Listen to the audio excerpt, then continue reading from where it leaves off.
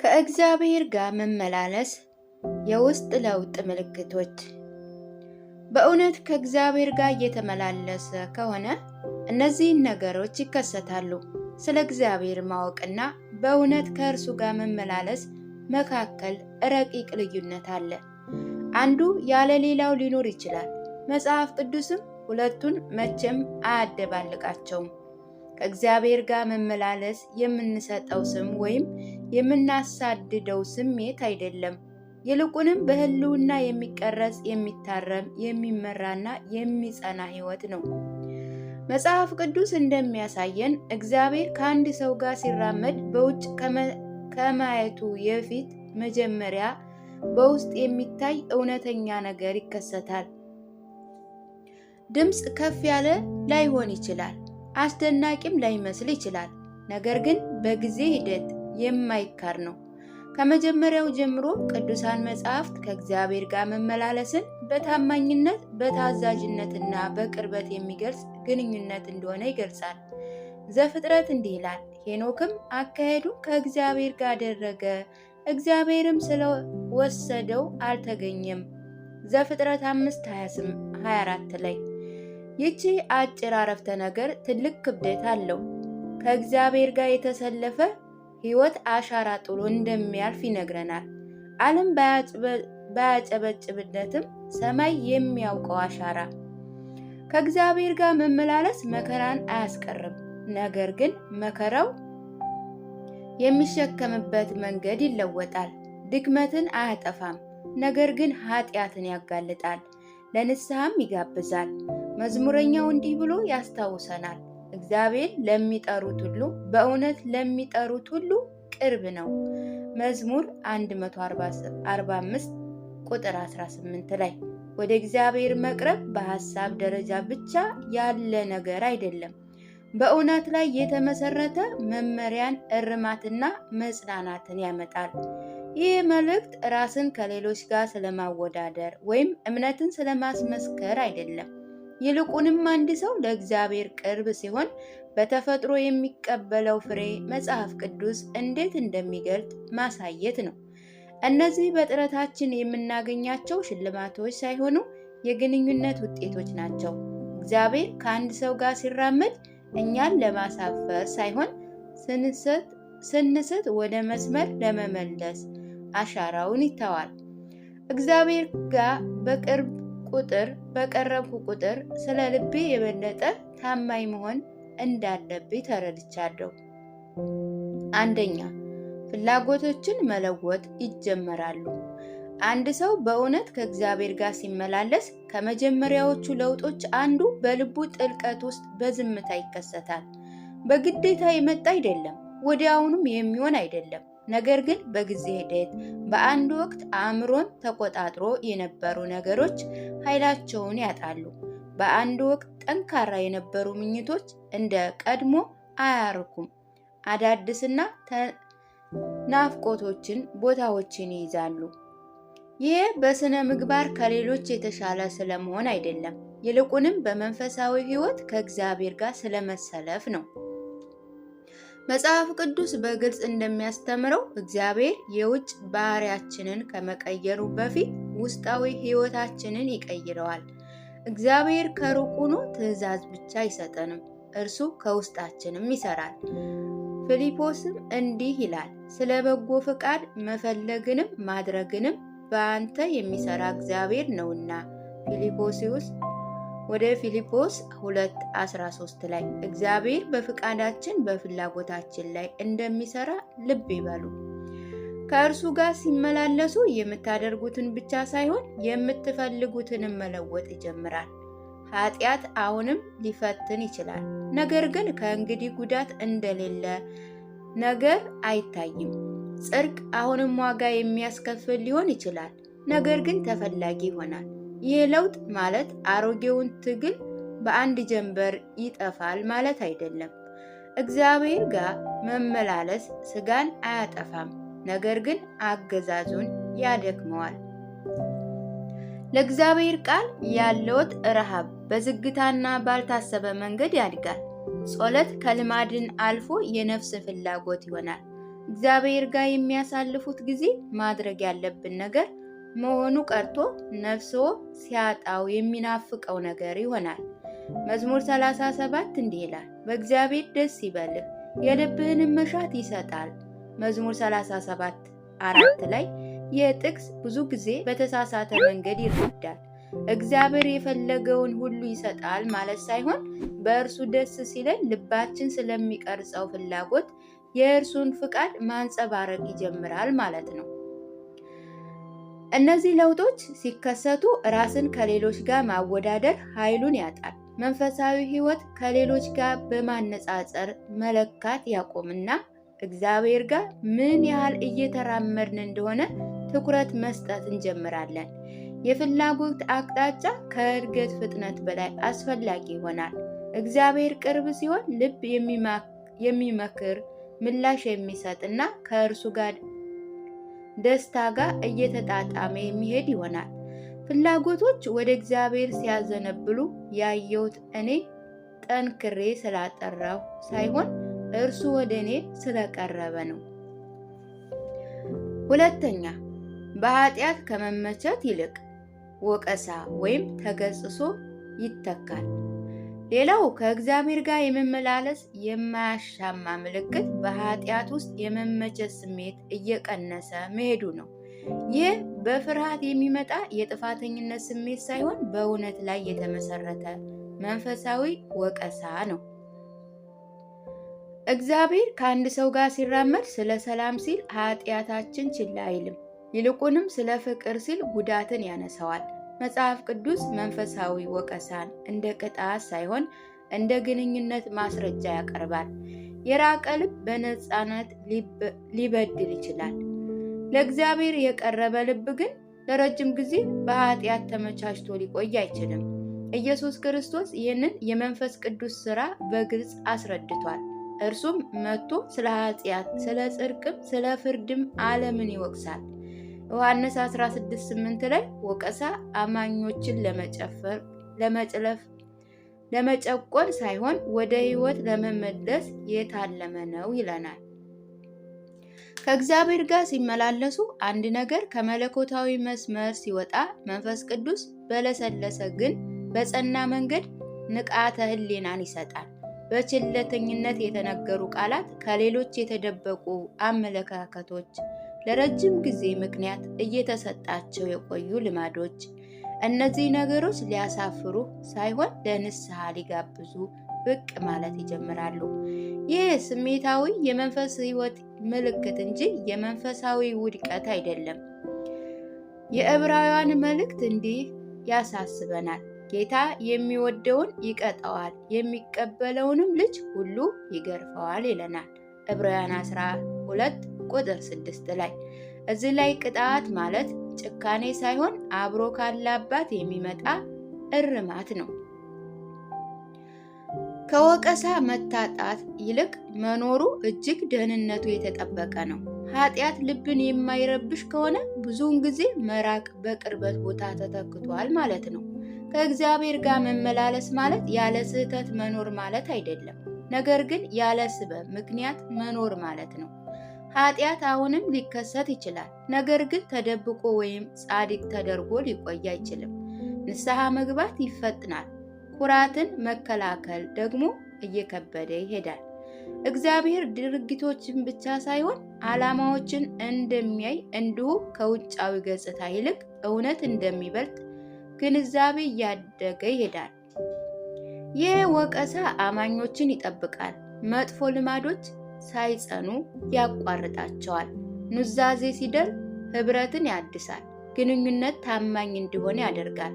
ከእግዚአብሔር ጋር መመላለስ ማለት ያንን አካሄድ የሚፈትኑ ነገሮችን ባይመቹም እንኳ እርሱ እንዲጋፈጣቸው መፍቀድ ነው። ወቀሳ ምንም እንኳ አንዳንዴ የሚያም ቢሆን ከመንሸራተት ይልቅ እግዚአብሔር ወደ ራሱ የሚያቀርብበት መንገድ እንዲሆን ተረድቻለሁ። ሌላው ሶስተኛው ከምቾት ይልቅ ታዛዥነት ይበልጣል። ከምኞት ይልቅ ታዛዥነት ይበልጣል። አንድ ሰው እግዚአብሔር ጋር ሲመላለስ ታዛዥነት ከግል ምቾት በላይ እየመዘነ ይሄዳል። ይህ ማለት ህይወት ደረቅ ወይም ደስታ የሌለው ይሆናል ማለት አይደለም። ነገር ግን ውሳኔዎች በቀላሉ ወይም በሚያጓጓ ነገር ላይ ብቻ ተመስርተው አይሰጡም ማለት ነው። ከእግዚአብሔር ጋር መመላለስ ማዳመጥን፣ መታመን እና ምላሽ መስጠትን ያካትታል። እግዚአብሔር በፊት ያስቀመጠው መንገድ ያንተን ምርጫ ቢፈትንም እንኳ መጽሐፍ ቅዱስ በቋሚነት የሚያሳየው ታዛዥነት የእግዚአብሔር ፍቅር መሰረት ሳይሆን የእግዚአብሔር ፍቅር ማስረጃ መሆኑን ነው።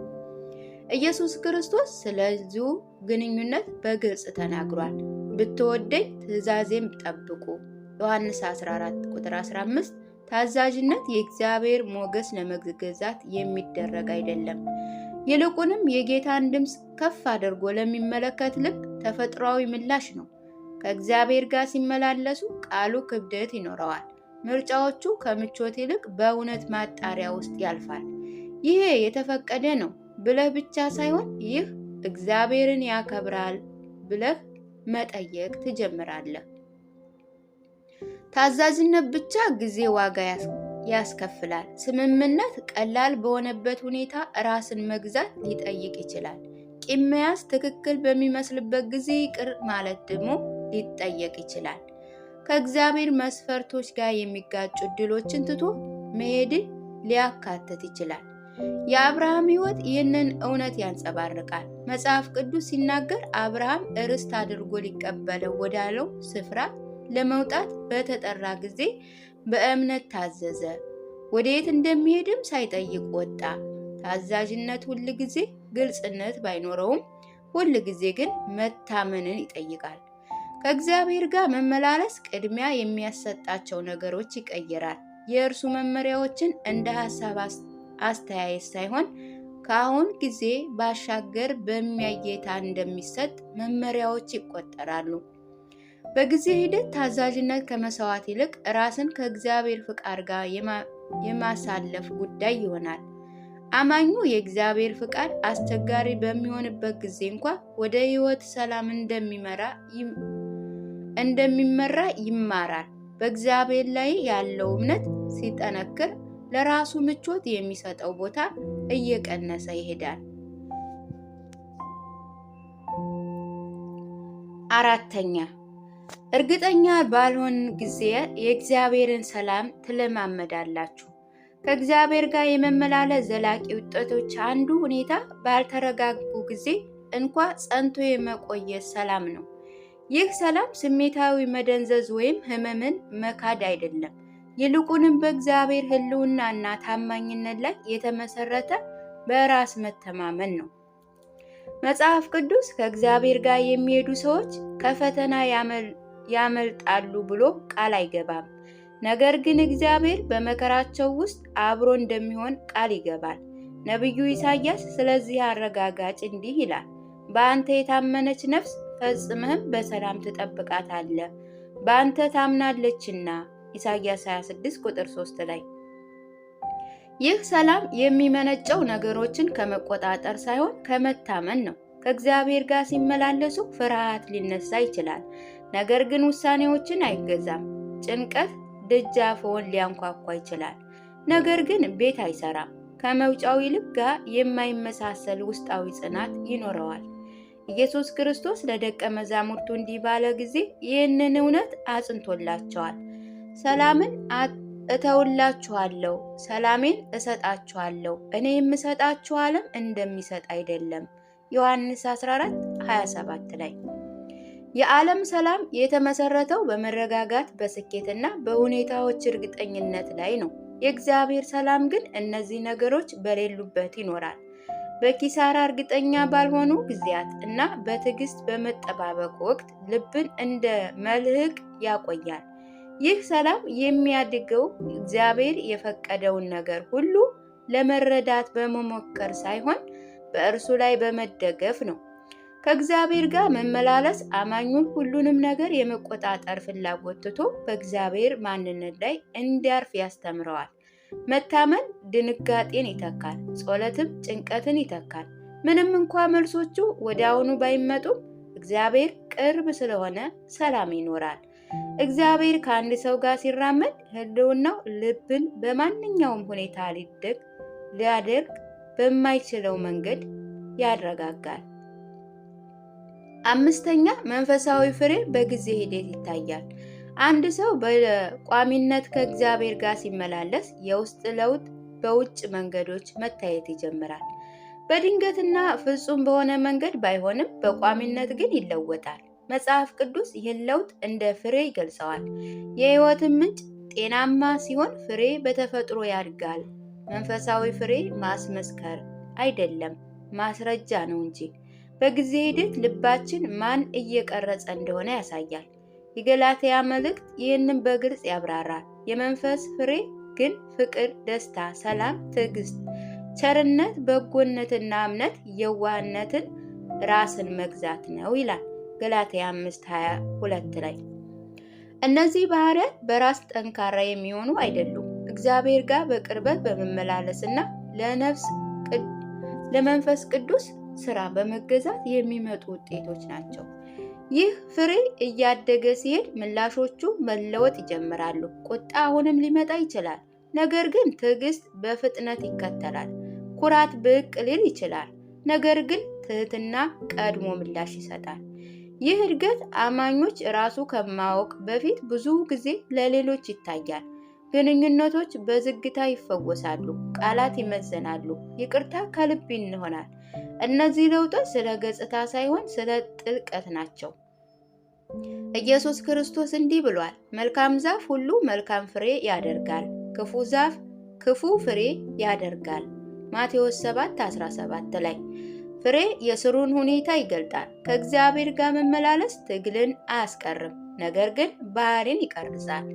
በጊዜ ሂደት አማኙ ለተገጽሶ ክፍት፣ ለጸሎት የቅርብና ለነገሮች ቶሎ የማይቆጣ ይሆናል። መንፈሳዊ ፍሬ በየቀኑ የሚደረግ ታዛዥነት፣ ንስሐና በእግዚአብሔር ላይ በመደገፍ በዝምታ ይመሰላል። ሊቸኩል ወይም ሊመለስ ሊያደርግ አይችልም። ስድስተኛ ዓለም እንደ ባዕዳ አገር መታየት ይጀምራል። አንድ ሰው ከእግዚአብሔር ጋር መመላለሱን ሲቀጥል ረቂቅ ግን ጥልቅ የሆነ ለውጥ ይከሰታል። ዓለም እንግዳ መሆን ይጀምርበታል። እሴቶች መስህቦች ያጣሉ። ቅድሚያ የሚሰጣቸው ነገሮች ጥልቀት እንደሌላቸው ይሰማል። ይህ ለብቸኝነት ወይም ከሌሎች እበልጣለሁ ወደ ማለት ሳይሆን ወደ መንፈሳዊ ማስተዋል ይራመዳል። መጽሐፍ ቅዱስ ለእግዚአብሔር ቅርብ የማንነት ታማኝነት እንደሚቀይር ያስተምራል። ሐዋርያው ቅዱስ ጴጥሮስ አማኞችን እንዲህ ብሎ ያሳስባል። ወዳጆቼ ሆይ እንደ እንግዶች እንደ መጻተኞች ሆናችሁ ከሥጋ ምኞት ትርቁ ዘንድ እለምናችኋለሁ። አንደኛ ጴጥሮስ ምዕራፍ 2 ቁጥር 11 ላይ። ከእግዚአብሔር ጋር መመላለስ ይህ ሕይወት ጊዜያዊ መሆንን የመገንዘብ ስሜት ይፈጥራል። የስልጣን የምቾት እና የሰዎች ተቀባይነት ፍላጊ ቀድሞ የነበረውን ክብደት ይጣል። ምክንያቱም ልቡ በዘላለማዊ ነገር ላይ ስለሚመሰረት ነው። ይሄ ለውጥ ብዙ ጊዜ ውጥረትን ያመጣል። በአንድ ወቅት የተለመዱ ይመስሉ የነበሩ ምርጫዎች አሁን ጥንቃቄ ይጠይቃሉ። መዝናኛ ንግግሮችና ምኞቶች በተለይ ማጣሪያ ውስጥ ያልፋሉ። ጳውሎስ ይህንን ለውጥ ሲገልጽ ይህ ዓለም አትምሰሉ፣ ነገር ግን አእምሯችሁ በመታደስ ተለወጡ ይላል። ሮሜ 12 ቁጥር 2 ላይ። ለውጥ አመለካከትን ይቀይራል። በአንድ ወቅት ተፈጥሯዊ ይመስል የነበረ ነገር ግን ከእግዚአብሔር መንገድ ጋር እንደማይጣጣም ይሰማዎታል። ከእግዚአብሔር ጋር መመላለስ ማለት ዓለምን መጥላት ማለት አይደለም፣ ነገር ግን በዓለም ለመቀረጽ ፈቃደኛ አለመሆን ማለት ነው። ያለምንም ድርድር ርኅራኄ ያደርጋል። ፍቅር እንደ ጽና ይቆያል፣ ነገር ግን መንፈሳዊ ድንበሮች ይጠነከራሉ። አማኝ በእግዚአብሔር መንግሥት ውስጥ እየኖረ በዓለም ውስጥ በታማኝነት መመላለስን ይማራል። እግዚአብሔር የሕይወት ማዕበል እየሆነ ሲመጣ ምድራዊ ትስስሮች ይላላሉ። ቤት የሚለው ትርጉም በቦታ ወይም በምቾት መለካቱ ቀርቶ ለእግዚአብሔር በቅርብ ይለካል። ሰባተኛ የእግዚአብሔር ሕልውና ከመቼውም ጊዜ በላይ እውነተኛ ይሆናል። አንድ ሰው በእውነት ከእግዚአብሔር ጋር ሲራመድ የእግዚአብሔር ሕልውና በልብ ወለድ የታሰበ ሳይሆን ግላዊ የሆነ ይመጣል። ይህ በታላቅ ድራማ ወይም በተጋነነ መንገድ ሳይሆን በቋሚ ንቃተ ሕሊና የሚገለጥ ነው።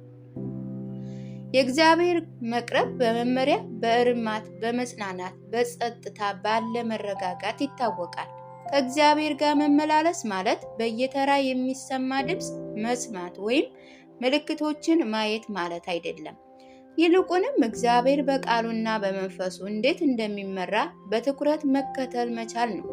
ያዕቆብ ከመጽሐፍ ቅዱስ ግልጽ ቃል ኪዳን ይጠቅሳል። ወደ እግዚአብሔር ቅርብ ወደ እናንተ ይቀርባል። ያዕቆብ 4:8 ላይ ወደ እግዚአብሔር መቅረብ በትህትና በንስሐና በእርሱ እውነት ውስጥ ጊዜ ማሳለፍ ያድጋል። ይህ ቅርበት እየጠነከረ ሲሄድ ውሳኔዎች ለብቻ አይወሰኑም። ጸሎት የመጨረሻ አማራጭ መሆኑ ቀርቶ የመጀመሪያ ምላሽ ይሆናል። የእግዚአብሔር ሕልውና ሁልጊዜ መልስ ባይሰጥም እንኳ ግልጽነት አቅጣጫ ያመጣል። መዝሙረኛው ይህንን ንቃተ ሕሊና ሲገልጽ እንዲህ ብሏል። በሞት ጥላ መካከል እንኳ ብሄድ አንተ ከኔ ጋር ነህና ክፉን አልፈራም። መዝሙር 23:4 ላይ የእግዚአብሔር ሕልውና ሸለቆውን አያስቀረውም።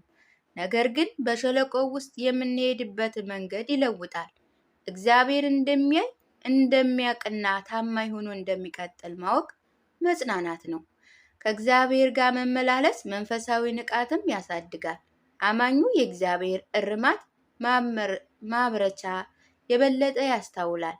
ቅዱሳት መጻሕፍት በግል እንደሚነግሩ ሆነው ይሰማሉ። ወቀሳ ግልጽ ይሆናል፣ ምስጋና ጥልቅ ይሆናል። ሕይወት ከእንግዲህ በራስ ፍቃድ ሳይሆን በቋሚነት በእግዚአብሔር ሕልውና ላይ በመደገፍ ይመራል። ይህ መቅረብ ጥንካሬ ወይም ጥርጣሬ ወይም ችግርን ባያጠፋ ልብን እንደ መልሕቅ ያጸናል። እግዚአብሔር ዝም ብሎ የሚታመን አምላክ ብቻ ሳይሆን በየቀኑ የሚመክሩበትን የሚደገፉበትም ይሆናል። ከእግዚአብሔር ጋር መመላለስ በፍጹምና በመንፈሳዊ ስኬት ወይም ራስን ከሌሎች ጋር በማወዳደር የሚገለጽ አይደለም። የሚገለጸው በአቅጣጫ ነው። ዘወትር ወደ እግዚአብሔር በሚመለስ ልብ። መጽሐፍ ቅዱስ እንደሚያሳየው ከእርሱ ጋር የሚራመዱ ሰዎች በሚለወጥ ፍላጎት፣ በወቀሳ፣ በታዛዥነት፣ በሰላም፣ በመንፈሳዊ ፍሬ ከዓለም መለየትና ሕልውናን በማወቅ በጊዜ ሂደት ይቀረጻል። ከእነዚህ ውስጥ አንዳቸው በአንድ ጀንበር የሚመጡ አይደሉም። አንዳቸው ደረስኩኝ የሚሉ የፍጻሜ ምልክቶች አይደሉም።